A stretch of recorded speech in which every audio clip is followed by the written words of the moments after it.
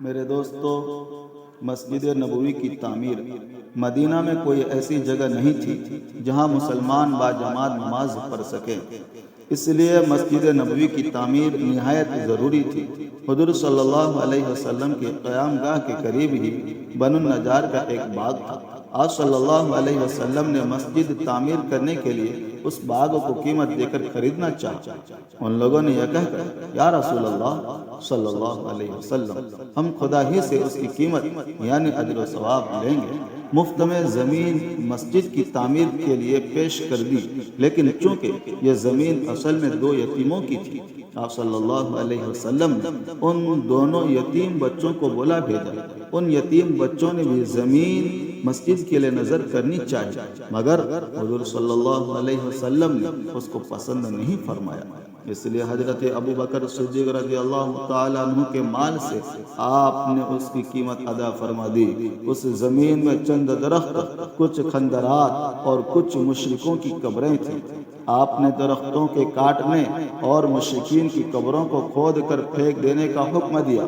پھر زمین کو ہموار کر کے خود آپ نے اپنے دست مبارک سے مسجد کی بنیاد ڈالی اور کچی اینٹوں کی دیوار اور کھجور کے ستونوں پر کھجور کی پتیوں سے چھت بنائی جو بارش میں ٹپکتی تھی۔ اس مسجد کی تعمیر میں صحابہ کرام رضوان اللہ تعالی علیہم اجمعین کے ساتھ خود حضور صلی اللہ علیہ وسلم بھی اینٹیں اٹھا کر لاتے تھے، اور صحابہ کرام رضوان اللہ تعالی علیہم اجمعین کو جوش دلانے کے لیے ان کے ساتھ آواز ملا کر حضور صلی اللہ علیہ وسلم یہ شعر پڑھتے تھے: اللہم لا خیر الا خیر الآخرہ، اللہم لا خیر الا خیر الآخرہ، فاغفر الانصار والمہاجرہ۔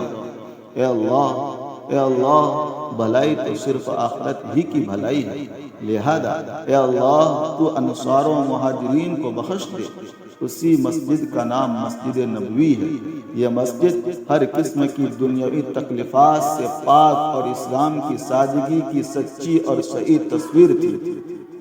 اس مسجد کی عمارت اول طول و عرض میں 60 گز لمبی اور 54 گز چوڑی تھی، اور اس کا قبلہ بیت المقدس کی طرف بنایا گیا تھا، مگر جب قبلہ بدل کر کعبہ کی طرف ہو گیا تو مسجد کے شمالی جانب ایک نیا دروازہ قائم کیا گیا۔ اس کے بعد مختلف زمانوں میں مسجد نبوی کی تجدید و توسیع ہوتی رہی۔ مسجد کے ایک کنارے پر ایک چبوترا تھا، جس پر کھجور کی پتیوں سے چھت بنا دی گئی تھی۔